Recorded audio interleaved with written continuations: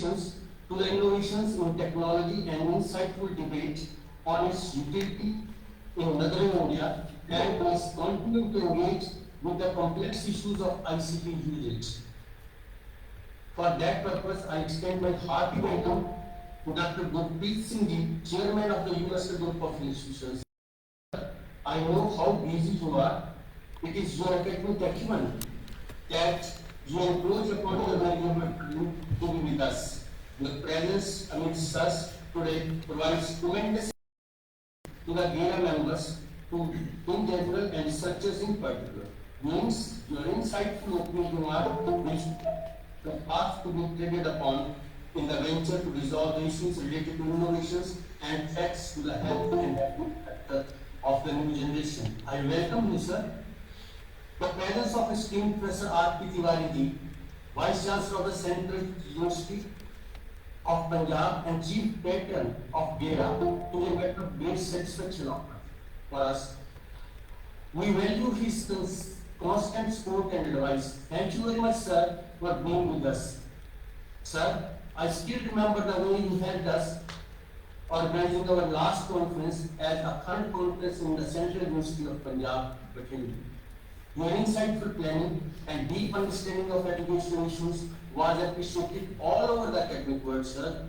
Above all, you are the person who has been a motivating force to organize this conference in precarious circumstances being faced due to the pandemic and electioneering process. I welcome you, sir, with folded hands and seek your blessings for the success of the conference.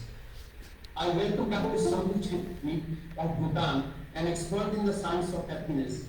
He comes from a country that has excelled in happiness index. Sir, your special words will be of great help in paving the way to achieve world peace as a road to happiness. I greet you, sir, to this conference. I am grateful to the internationally well-known experts from India and abroad for their participation in this at a very short notice. Who have come renowned centers of knowledge and learning, including countries like Sri Lanka, America, Canada, Bangladesh, United Kingdom, Australia, India, Japan, and Norway, along with Singapore, UK. We look forward to hearing from these on the issues which remain critical to the survival of mankind while utilizing the innovations to get over the effects of present pandemic. We all are encouraged by the presence of the campus director of the Union Group of Institutions and now our beloved country president of the GERA. It is my pleasure to welcome all the participants today for the two-day international conference. I welcome all the eminent guests from all over the country in different walks of life who are here on this day to share their knowledge and vast experience with students and community. All of them I know are very good speakers and known experts in the field of education from the different universities of the country. Ladies and gentlemen, the world is experiencing multiple transitions in the education sector. The old world order is vanishing, but the contours of the new world are also uncertain. The innovations, though most desired, cannot be created without limits. Being a custodian of values, cultural ethos, and holistic development, the teachers as well as the researchers cannot take liberties. Teachers have the responsibility to be very careful and weigh the potential impact of innovations on health, relief, and ecosystem while making use of novelties. Every effort has to be considered with respect to peace and tranquility. The Indian National Education Policy 2020 has also addressed the need to educate large number of innovative manpowers without compromising the values and ethics. This points out to the large number of questions. For example, how to manage the risk of right impact, how to shift from individual responsibility to the collective responsibility, how to anticipate problems, solutions, and alternatives, and how to reflect on the underlying values and assumptions, etc. etc. All these are the basic questions which need to be deliberated and read. The conference provides a forum for scholarly discussion on such issues as responsible innovators. Present congregation of educationists and experts is also relevant for exploring and searching various aspects of education through the appropriate application of information technology. We must analyze these issues while the threat of ill effects of innovations continue to rise. The issue of values and their loss and ethical security have been center stage in this era of ICT and artificial intelligence. Friends, as per the past chalked out by our local late President Plastic, who vouched for holistic education in the global peace, will explore several complex interconnected themes including tangible progress towards ICT usage in education spectrum. Holding such a conference is a scenario when the world in general and India in particular is facing overload of education institutions due to pandemic on one hand and academic scholarship on the other. That would not have been happened or possible even without the input of universal group of institutions. The staff of the institution has been involved in the initiative right since its inception. So therefore, friends, I would like to place on record our deep appreciation of the support and assistance of the GERA members and institutions in making this conference a reality. I will request now Professor S.K. Baba, the country president, to kindly conduct the proceedings. Thank you very much, friends, and welcome to all. Jai Hind.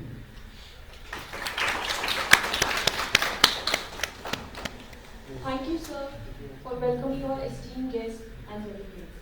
Now, I would like to invite our esteemed campus director, Professor S.K. Baba, to throw some light on GERA.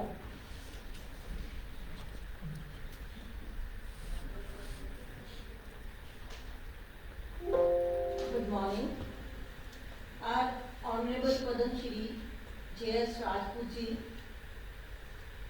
esteemed Professor R.P. Tiwari, Professor S.P. Malhotra, our esteemed Dr. Gurpreet Singh ji, Chairman UGI, Professor Dr. Shambhu Chetri, and all the delegates and dignitaries present here. I would like to throw some light on Global Educational Research Association. This association was formed in 2010 when Dr. B.K. Pasi was elected member of the society, and the focus was to promote research and provide an international forum for sorting out the educational problems globally as well as locally. And after the sad demise of Professor B.K. Pasi, Professor S.P. Malhotra was elected as president of GERA. The GERA has been conducting a lot of conferences every year, internationally and nationally. And just to name few of them, the first conference was conducted in 2012 on shaping a future classroom, a global perspective at LPU. The second conference was conducted on the theme Gandhian Thought and Globalization. It was held at Nepal. The third conference, GDP, Gross National Happiness and Education, was organized at Bhutan. And after that, the next conference on education within and beyond the classroom was organized in Amritsar. Besides this, the theme Wisdom Society, Learning to Live Wise. On this theme, the conference was organized at Vishwa Bharati Shantiniketan, whereas a theme Education, a Mirror of Society was taken up by Radbara University, Roper. Another conference was organized on the theme Harmony Through Education at Ahmedabad, Baba Ambedkar Open University.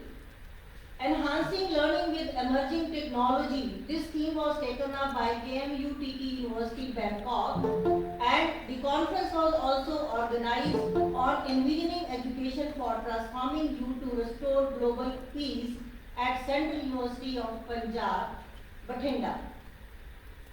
The GERA has 6 regional presidents, 6 regional secretaries, and it has about 800 life members, 12 institution members, and 10 executive members. These regional presidents and regional secretaries are from different countries and from India also. Now, GERA also constituted 4 types of awards which are being conferred every year during the annual conference. These awards are Lifetime Achievement Award, Best Educationist Award, Young Researcher Award, and Young Educationist Award. The Lifetime Achievement Award was constituted in 2013, and the first award was conferred on Professor B.K. Pasi, then Professor S.P. Malhotra, Professor J.N. Joshi, Professor S.K. Thakur, Professor Jaria from Bangkok, Professor Ajit Singh Rana, Professor Kundita, and Professor Vasudha Kamath. When this GERA was started, then the manifesto was prepared by Professor B.K. Pasi, Professor Avasthi, and Professor Bala Subramaniam. The principles lying behind this was that the GERA will be working on identifying the collective wisdom so that a person can view the things in broader perspective for any action or for any decision making. The second manifesto was propagating fine model, formal, informal, and non-formal model for holistic education. Then the next principle was transcending existing boundaries. So the GERA would like to work beyond the boundaries of the countries, regions, religions, and nationality. Then the manifesto also says that the GERA will be integrating cognitive, affective, psychomotor, and spiritual domains. Besides this, the GERA preferred the methodology for research, which will be a shift to qualitative, micro-level, localized, and case study kind of approaches of research. Besides, unifying global researches was the another principle of GERA. Here, the GERA decided to work with all individuals, associations, government or non-government organizations so that they can produce the research based on collective research methods. The another manifesto is disseminating research outcomes. Here, the GERA thought that we will be focusing on we findings and we recommendations. And this will also help to accommodate different stakeholders, and a learning community will be formed which will be working on collective wisdom concept. And this collective wisdom concept will be followed for all types of researches. The GERA has a website, thegera.com, so anybody can visit this website. And I would like to request to all those who are not still member of the GERA to join GERA if you want to support for global change in education system and contribute to create a wisdom society. Thank you very much.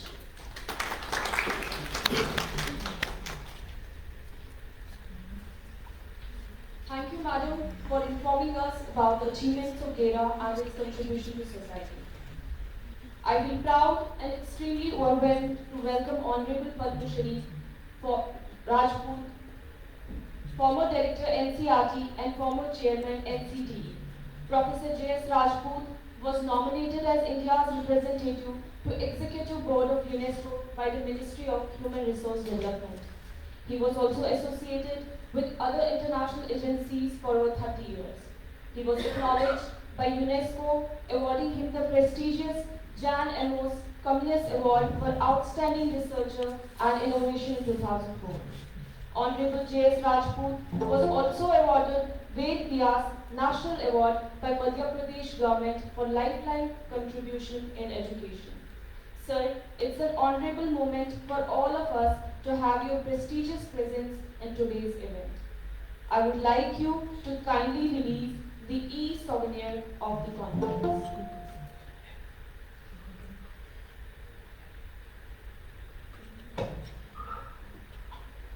If I were present there, I would have shown it like this.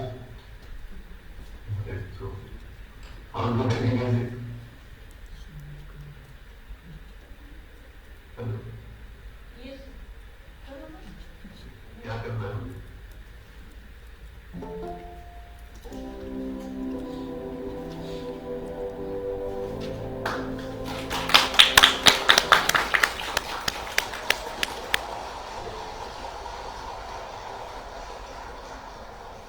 Thank you, sir. There is a little change in the program as our Honorable Padma Shri J.S. Rajput sir has some foremost work. So I would like you, sir, to kindly export the gathering. Over to you, sir.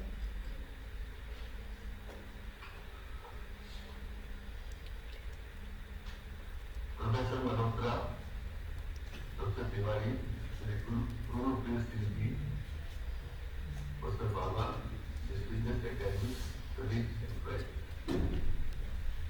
I am very honored that I am participating in this GERA conference.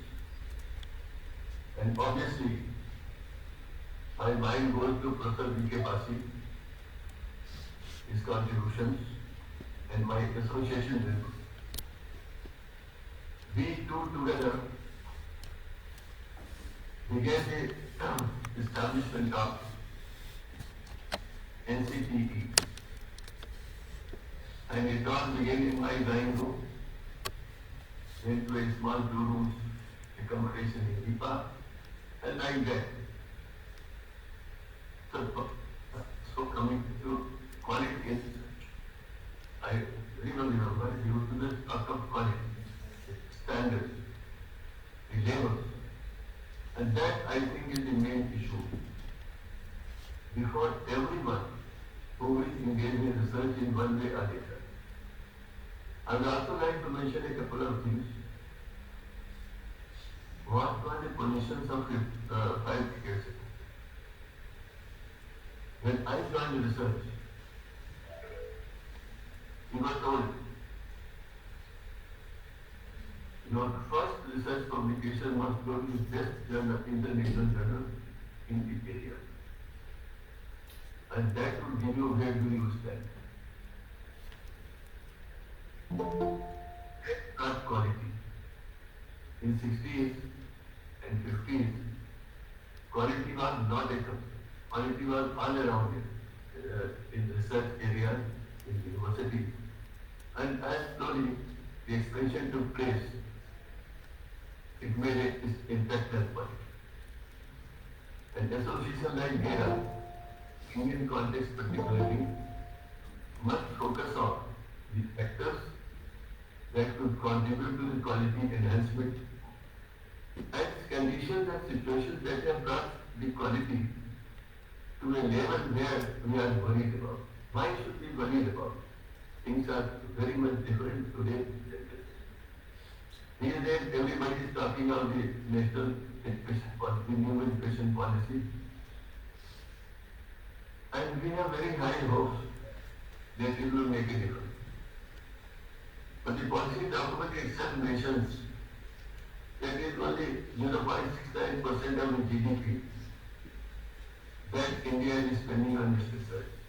There might be a minor variation here and there, doesn't matter. In Israel, it is 4.3.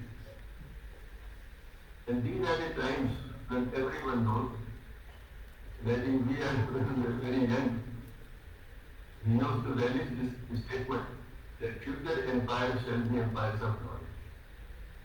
It is the cognitive capital that will matter. And that will give a place to the country concerned under global scenario in the Committee of Nations. We now see it is the cognitive capital that has to be enhanced in peace. My personal and purely personal estimate is that in India only about 30 to 35% schools are working at an acceptable level. All others are below the expected level. Generalized. And with 30 to 35%, schools working at acceptable level, our young people have established a great name not only for themselves, but for the country as a whole. Right from NASA days to Silicon Valley, and now in context of the multinationals, India has established that this system is capable of leading the world. If that 35% becomes 70%, our cognitive capital will rise manifold. And that would be the thing, whole world would be looking towards us. And how we should improve the schools, only then you can have high quality schools. You can't take on 65% schools in the country and expect your levels to rise. No, that will not happen. And this, to my mind, is the first thing that we find. I would also like to mention that this tradition is pretty strong. And I mentioned, I often repeat that part also. In Tesla days, there was a great scholar, Acharya Madan. And there was his student Jiva, who later on became a famous name, Acharya Jiva. When Jiva came, this scholar went to Acharya Madan and said, my studies are over.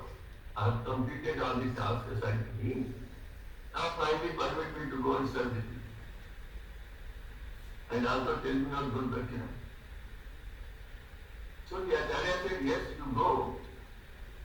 And for my good Dakshina, bring some herb, shrub, tree, plant, leaf, anything that grows, which is of no use to the human being. And he went. He must have prepared a project. He had hypothesis and all those details will be complicated. Then he comes back and says, I have not been able to find anything that grows around us and you can use to human, for human welfare. Then he said, now you can go. He gave a famous idea. The point is, evaluation was to by none, not by your own the teacher. And the scientific attitude was very high. Quality depends upon how an individual is doing that. In what environment he is going that. It is not only learning a subject in university, but a total environment that makes it. And this is what our new education policy has clearly indicated, that multidisciplinary universities are a requirement for high quality research. Most of us, people who are in the generation after myself, Sultan Malhotra, others, we remember how quality was the most particular aspect. The numbers of publications were not important. It was the quality of research paper that was important. And how do you do it? To the numbers and details very important. We have to go slightly out of the formally prescribed methods and ways. Interaction.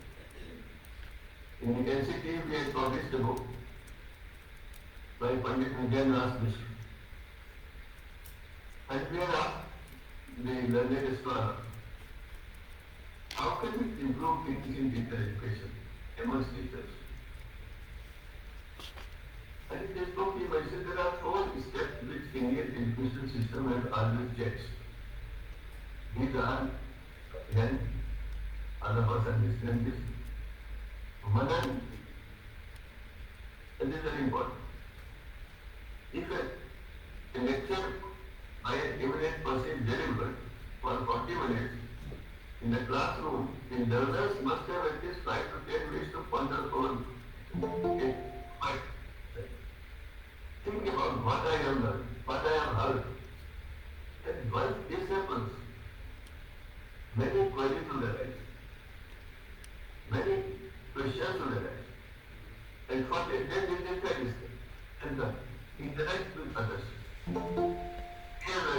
was there. Then only your learning will move. And the fourth aspect was upyog. No, knowledge has no meaning unless it is put to some right use. And the right use also requires both the and the way. The best example for this is when the first atomic explosion was experimental atomic explosion took place in in Las Alamos. That was a peak of knowledge, in fact, modern science. And what happened? Hiroshima, Nagasaki. And President Russell was told that if you pursue only knowledge, humanity will destroy itself. It has also to see how it is used, in which way it is used.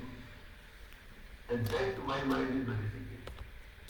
How it is used, in what way it is used. Let me mention one more aspect which many of some remember. And this is from Gurudev Rabindranath Tagore. And what he says is below that every child gets two goods from the Almighty or from the nature.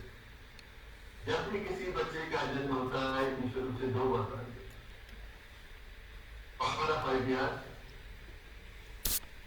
and power of and Gurudev said our systems persistently try to restrict this. हम उसको बांटते चले जाते हैं बच्चे को हम एक दिशा देते हैं we restrict power of ideas we impede the power of imagination. And if you impede the power of imagination and power of ideas you can't have good result because with these two ideas and imagination two others are also needed and that is curiosity and creativity. We have to very seriously ponder over whether our systems, our periphery, our syllabi, pedagogy are really encouraging these to flourish. These four terms that I mentioned.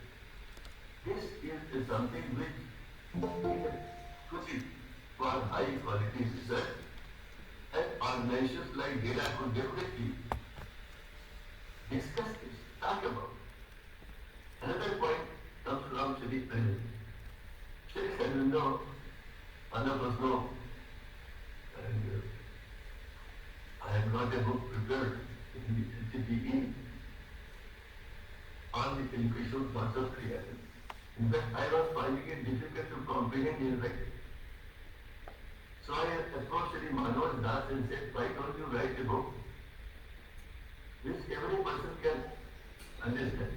Then the teachers, then primary teachers, and he knows education concept and then he mentioned 3 points. One, of course, we know from years to come. Second was, mind must be considered in its development. This we understand. But the third is very significant. Nothing can be taught. Nothing can be taught in the crutch. That must impact you. Pedagogy and the pedagogy that is now coming in a very different shape before all of us. This, to my mind, combine these two, you will prepare a young person who can really innovate, who can go higher levels of research, and then they will definitely bring back contribution. They will definitely be much better levels of research and devotion to research. Our policy has several statements, one or two I can read, but I don't think I have the right to. I would like to mention something from the physics background that I had once upon a time. You see, delivering an address at the 60th birthday celebrations of eminent scientist Max Planck, 1918. I think it's not to ask people to take science. To study and research, for some it was a sense of joyful, superior intellectual power. How do we envision research? How will researchers scholar, a young researcher, oversee the scenario in the world of research. These days, if he comes, then he will get familiar with the terms like API, like gas, like NPS. In 16 and 17, nothing of this was available. Only objective was quality, quality and quality. Now, the sentence that I have read, what I think it was, for some, it was a sense of joyful, superior intellectual power. And those who have offered the products of their brain on this altar for purely utilitarian purpose. Research is conducted only for the purely utilitarian purposes as is stated by most of them. Exceptions are there. There are people who love research on different things. But mostly our researchers begin with, I will get some publications, I will get the API scores. And personally, I must mention that schemes like API scores have kept it in this area. Should have been avoided at every stage. Now, I have some ideas from Einstein and a couple of others on this, which I would like to mention. You see,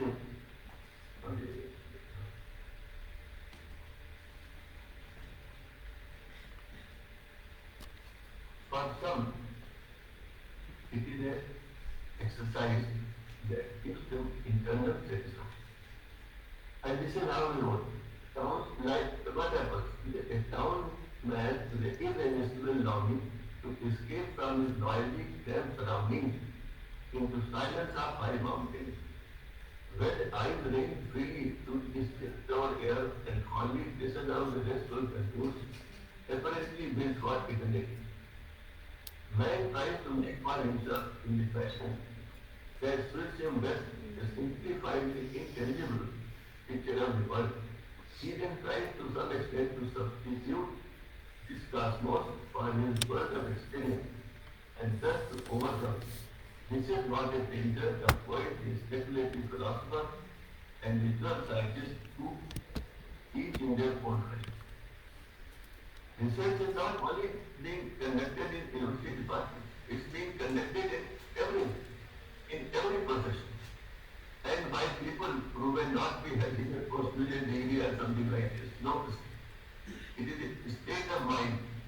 If I love research, my whole thing will be definitely changed. And my approach will change, my quality will change.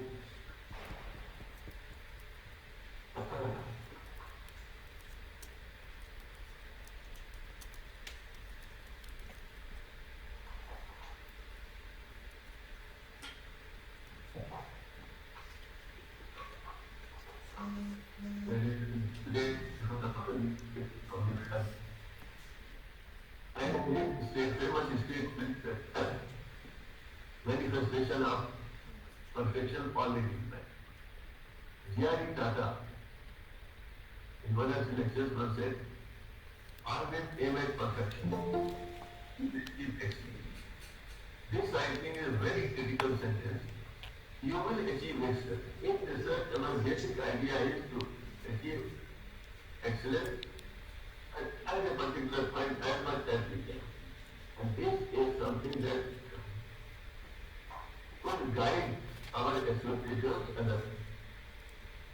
there is an instance from the life of Richard Feynman. When he got his Nobel Prize and was returning home, he went to the school. And the school was very happy. So they found out what were the IQ scores of this person earlier when he was a student here. And it was found that his rating was average. So when he went home, he told his wife, it is a great thing to get Nobel Prize. But it was a greater experience for me when in my school they told me that my grades were ranked far below. I am mentioning this particularly because I see your Mahatma Gandhi, they were not brilliant, and therefore the senior education researchers have an obligation to find out the right persons from every 10%, from the young people who approach them. It is not the marks that make you research. They are very important, no doubt about it. But there is something more that must be considered, and these examples are really from that angle very significant. Unless and until we are able to locate the right person who is interested in research, the quality will not improve. Yes, there are other things also that one would like to mention, but essentially, if somebody can see in research is supplying truth is the basic pursuit. But in India, we put it like this: Satyam, Shivam, and Sundara. Truth, beauty, and future. These things are not unachievable. We have seen involvement. Research was considered with all respect in dignity. And some say, Chandrasekhar, one of the Nobel laureates, quoted that it is the pursuit of goodness, it is the pursuit of beauty. And of course, it is the pursuit of truth. And he quoted it to rise from the poet's speech. It said, what is it? This is another level of understanding. It says, beauty is truth. Beauty is truth, truth beauty. And that is all we need to know. सुंदरता, सौंदर्य, सत्य की खोज का आवश्यक काम है। और इसको जिसने समझ लिया, उसे और कुछ समझने की आवश्यकता ही नहीं है। This is all we know on earth, and this is all you need to know. Can we really think of education at this level? Can we think of research at this level? Can we create another environment in which quest for truth would become the prime objective once our formalities like a PhD and everything are not over? I had seen people and who had started research, began guiding research, and never took a PhD. Because they were so much involved in the work, they said, I have no time to do this. There are many examples of this. One of the best things, and that can be useful to the teacher, an anecdote from my university of Allahabad, and it was sometime in 1958-60, or maybe 55 also. Very young, brilliant person who had taught for 2 years in university and had early status of research, worked with his head of department, a very well-known professor. The professor asked him, now you have taught for 2 years, what is your experience? Do you like it?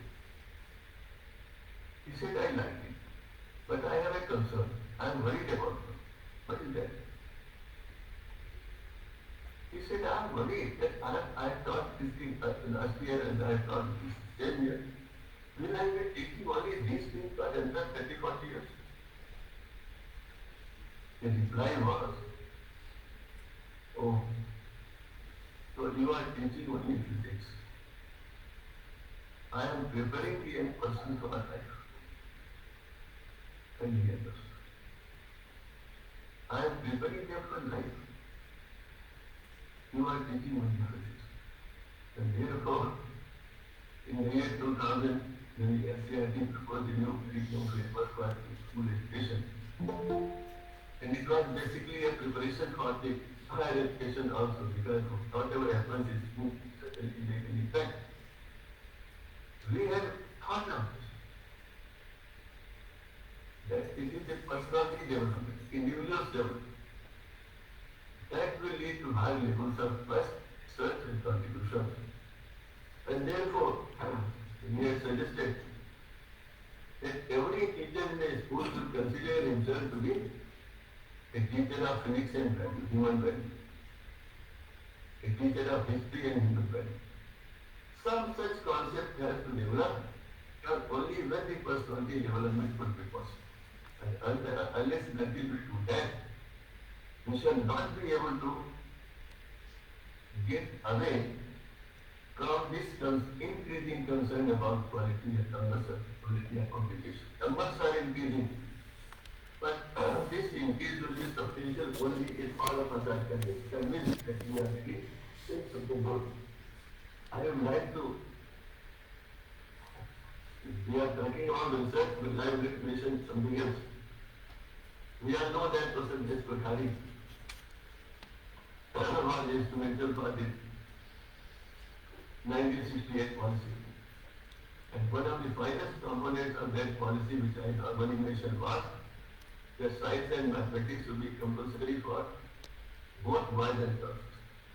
This was, you will be surprised, resisted that girls cannot give science and mathematics, and therefore it is very difficult to implement that. And it took many years, some states took 50 years, some 20 years to implement that idea. But the Kothari Commission was not only on these aspects. Here it has all the aspects. It is one of the finest documents in education that is available. But it has talked about values also. A lot of changes these days. After about 25 years, somebody asked in 88 or 1988, Mr. Kothari, sir, if you become the chairman again, what changes will you make in the report? The report was titled Education for National Development. Dr. Kothari said, yes, I will make changes. I have thought about it. And the most significant change will be, I will change the title of the report. So what will be the title? What India needs? And I am saying it because India needs that today. He said, the title of my new report would be Education for Character Development. And if character development can be achieved, quality will enhance in every sector of human endeavor and activity. He said,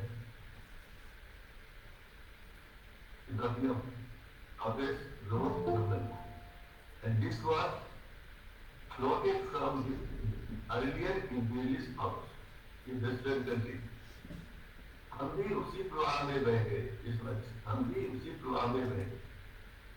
Our focus should have been on preparing men and women of character and commitment.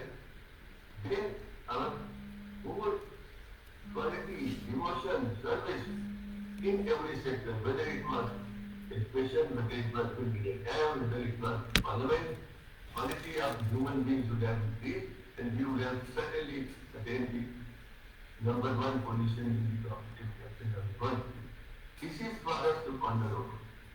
Good result will come if character development takes place, total personality development takes place, and this is the key and thrust to all the work that we will be doing. Thank you very much for inviting me. It's like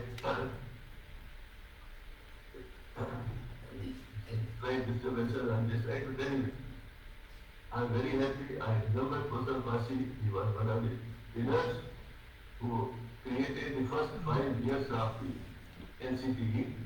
And these days I was suggesting to somebody, why should somebody not take up research on this area, how institutions grow, how they falter, and how they can build up their own things also. NCT is an organization that could have done much better, like in its existence, I know somebody will study this and guide them out. Thank you very much. Thank you so much, sir, for highlighting the quality of research. As you said, research quality depends upon how quality depends on not how knowledgeable we are, but how much involved we are into it. And curiosity is one of the steps for it. Thank you so much, sir, for enriching us with your vast knowledge. Now, it's my proud privilege to extend a warm honorable welcome to our Professor R.P. Tiwari, Vice Chancellor, Central University of Punjab International. He was a member of the University Grant Commission and the Executive Council of NAM. He has headed several committees of UGC, Ministry of Education and Ministry of Science and Technology. His research contribution is regarded as a fundamental contribution in the stratigraphy of Northeastern region. He has been conferred with L. Ramarao Burke Quaternary Award for significant contribution in Indian stratigraphy by Geological Society of India, and also Dr. S.L. Naqvi Award for significant contribution in Indian geology by Geological Survey of India. With delight, I request you to disclose the given.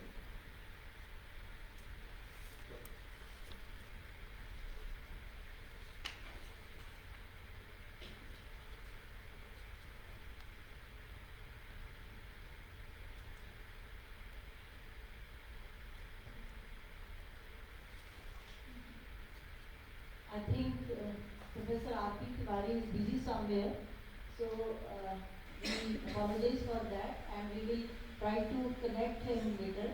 So now we will request our special address speaker, Professor Chetri ji.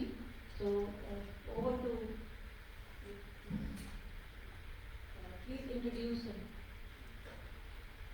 Moving ahead, on behalf of Universal Group, I welcome Dr. Thonburi Chetri, presently Professor of the top Technical and Dream Institute of India, IIT Kharagpur, and also Director at GNS Center, Bhutan. After working in private and development sector for 25 years, he has founded the Gross National Happiness Center, Bhutan, and headed for 5 years. He has been teaching, consulting, and speaking at various national and international occasions on mindfulness and happiness. Sir, I request you to address the gathering and cast your knowledge with us. Thank you so much. Before I begin my address, may I request all of you to sit comfortably with your eyes closed completely and just listen to your breathing. Deeply in, stay calm and peaceful. Feel that words. Breathe out slowly and say happy and relax. So breathe in deeply and put the word peaceful and calm and feel them. Breathe out slowly and stay in the mind happy and relaxed and feel them.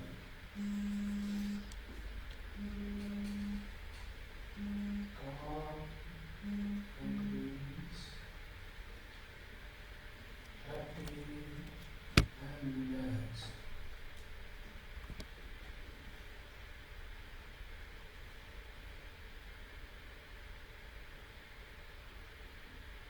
Calm and peace, happy and relaxed.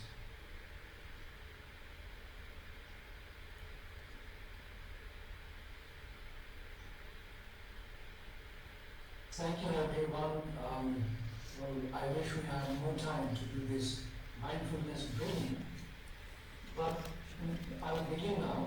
Honorable Padma Shri G.S. Rajput, Dr. Gurpreet Singh, Professor Tiwari, Madam Suvasan, Pasim, and friends, I thank 10th GERA for inviting me, and I'm grateful to Madam Baba and Dr. Malhotra, President GERA, for taking its legacy forward. I've been asked to speak on responsible innovation for the world, peace and happiness. I must confess but I'm not an expert in meditation. What I'm presenting to you is my very humble opinion. Bhutan, GNH believes any development must be based on principles and values, breathed with kindness and equality and humanity. Let me begin by asking the question, what is a responsible innovation? I understand that it means simply any innovation that does not harm humanity and nature, but brings freedom, peace and happiness to every sentient beings on the planet Earth.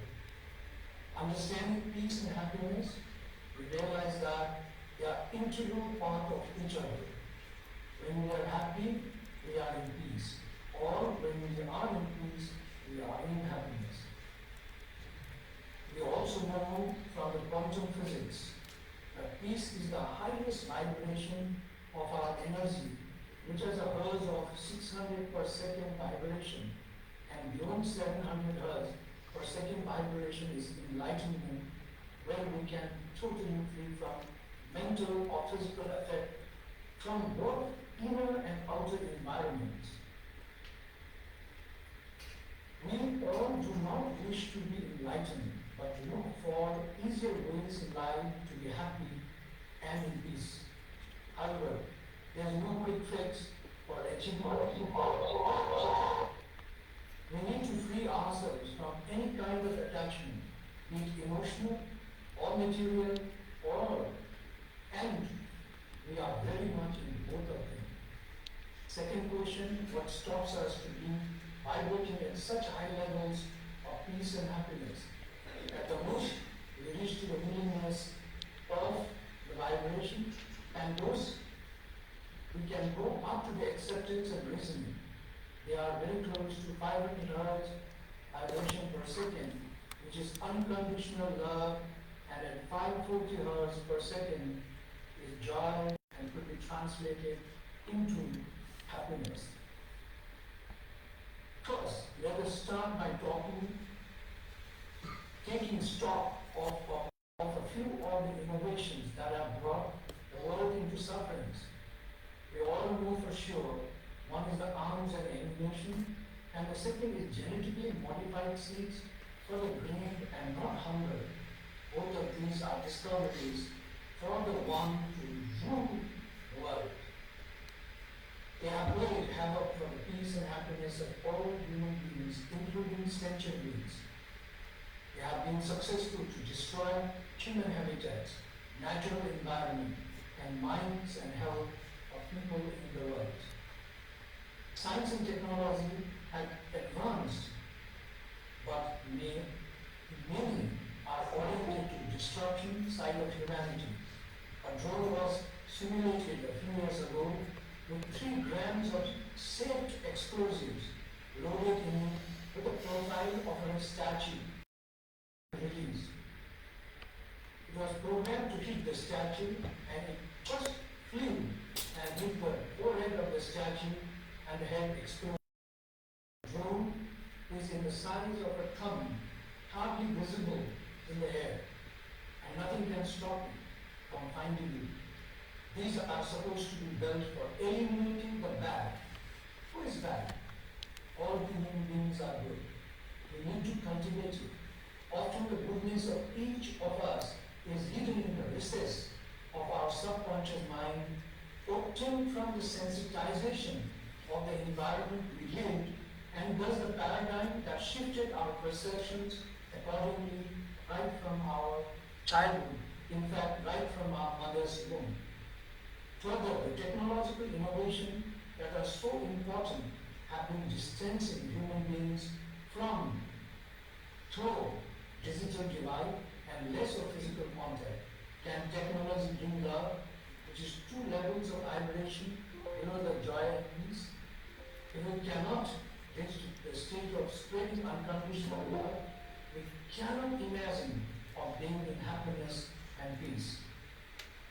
Third, fossil fuel run engines, be it vehicles or industries or food and energy generation, are to the rise in global warming and letting humans change their reality to be divided, greedy, competitive, comparing, complaining, although all such innovations may have been targeted towards betterment of humanity.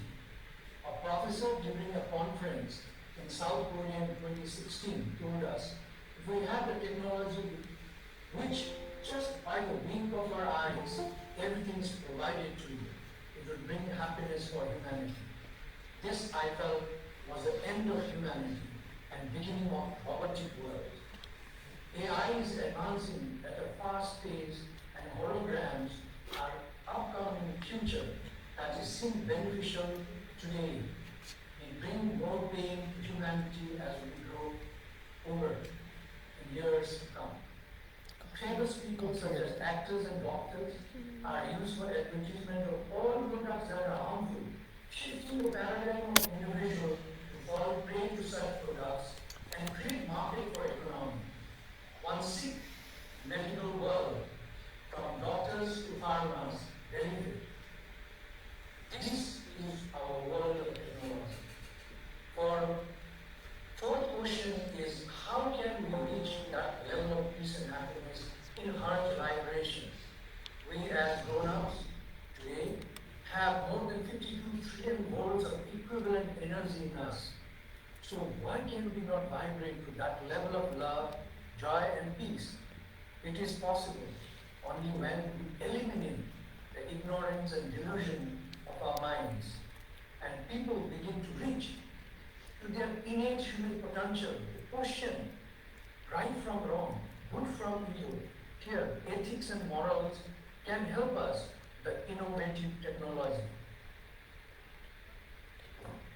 This is where education comes in, and I'm happy and proud that new education policy in India is targeted to reach to the hilt of human awareness, monitoring children right from their childhood. If there would be a technology to train the minds of every individual to ask questions, what she or he is believing, thinking and acting, and accordingly guiding them, we would very quickly reach to a peaceful and a happy world. This may come, but it will take many more years to manifest, and as well will make human being very, very dependent. The earliest and the easiest and the best is to produce a technology that helps guide a child as parents in human values for ethics and moral. It is not a rocket science, rather a common sense organized. This is what we have failed because of greed, jealousy, pride, anger, excessive desires, blinded by delusion and ignorance. If Buddha came back today, he would cry before he could find his own peace to help others overcome their sufferings. To a great account, the kind of education today makes everyone a product in the marketplace, competitive, shrewd, and greedy. It must change. It must help children to build their lives, not only living, they must be made to realize that life is more important than luxurious living. For example, the passion of what every child is born for must be found out. Technology can help here. Innovative. If we all learn to go back to the basics and organize with, we will make a happier, peaceful, and a sustainable world for us and the generations after us. It must all come home to us every day that we will be gone from this planet. If we remind ourselves as mortals, we may not do things that create unhappiness for self and others. And if we try to organize the four dimensions of is to love and compassion in being, head is to think and create a vision for self and everyone connected to him or her. Spirit is to develop consciousness and leave a legacy behind. Finally, the soul can only live around us if we physically take care of ourselves with the right kind of food that do not bring harm to the self and others, including the nature, and do not contribute to radioactivity to global warming.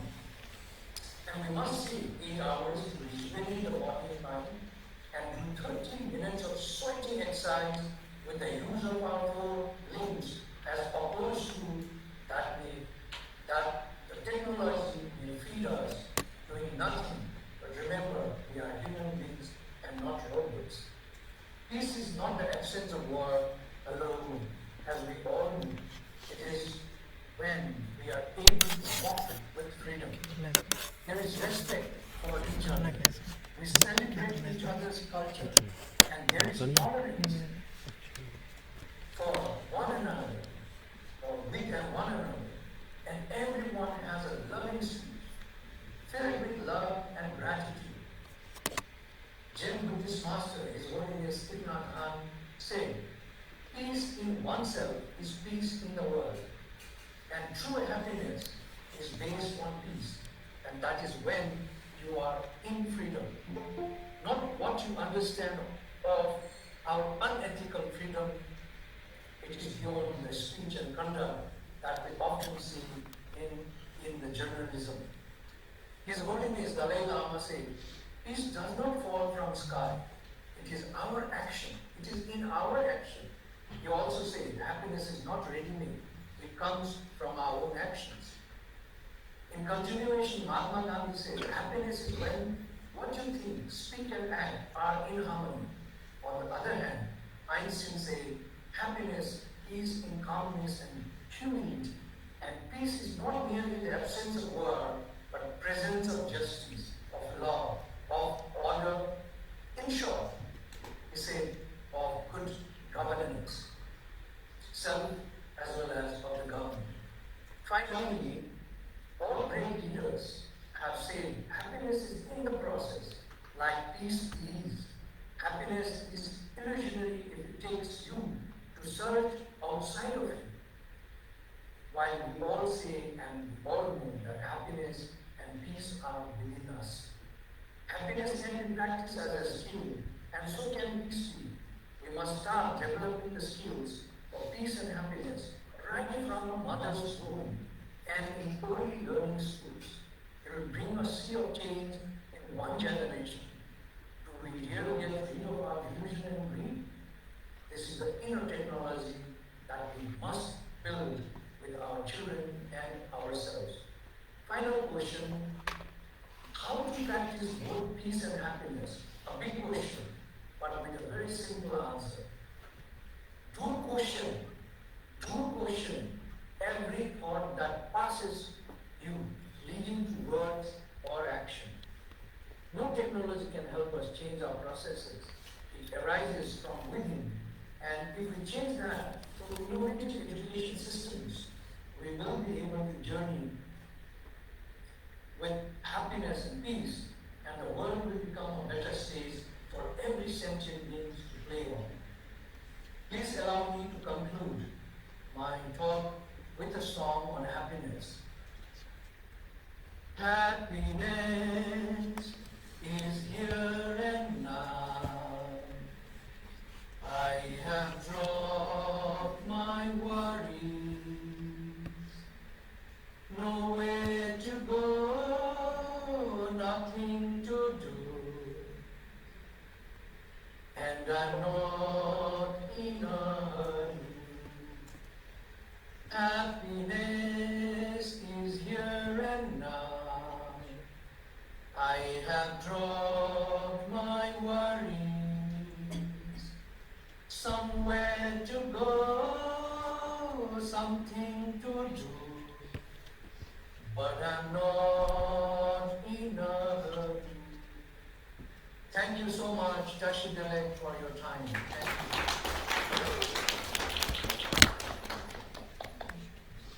Thank you very much, sir, for your thought-provoking work on how technological innovations and happiness can go hand in hand.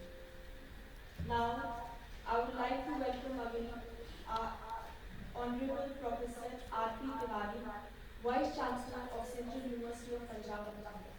He is a member of the University Grant Commission and the Executive Council of NAM.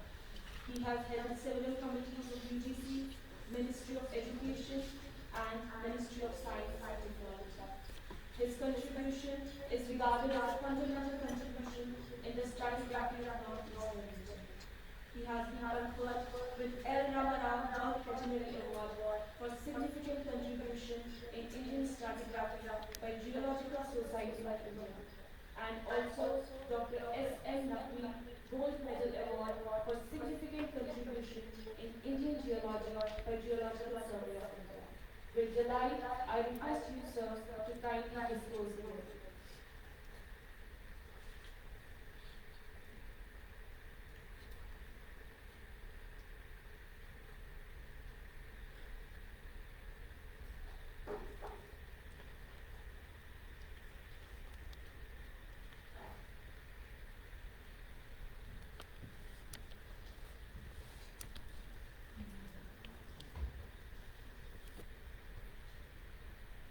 Now further, I would like to request our respected Dr. Pasi, Vice President, to share her vote of thanks.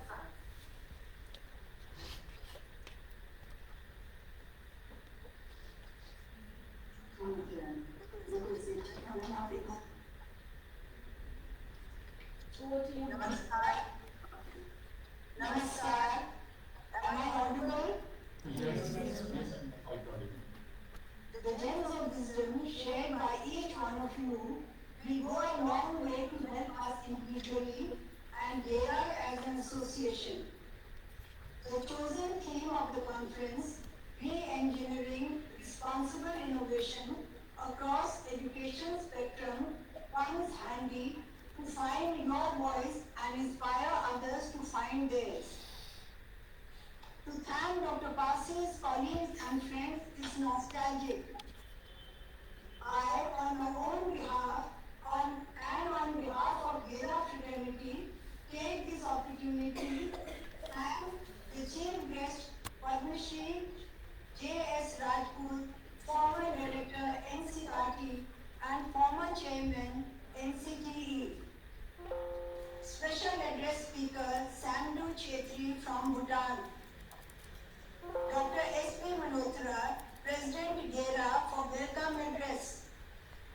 Professor S.K. Baba, GERA President, Headquarters for a note about GERA, and our precious guests and delegates for making EduCon 2020 happen in this hour of great pandemic ordeal. Dr. Pasi was personally known to most of us in one capacity or the other. Let me in all sincerity reveal that I am emotionally touched by your kind presence, no matter from which location. Before I close for the day, my humble request to all admirable persons to be actively involved in taking GERA to greater heights as visualized by Dr. Pasi and spelled out in the GERA manifesto. Thank you all, direct, indirect GERA team members. Stay loved and blessed by Ma Mahadev. May I now request all of us in our respective locations to stand up for the national anthem.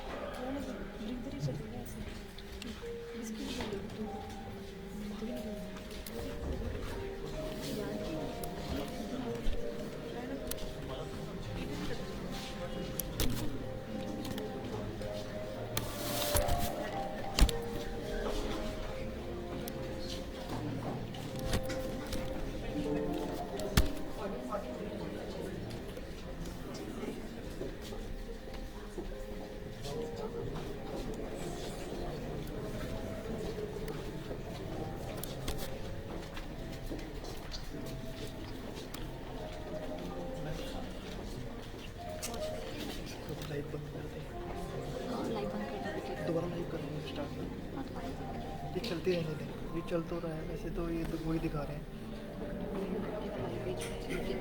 बहुत break है, मतलब 11 चल रही है, 12 चल गया, 1 घंटे का।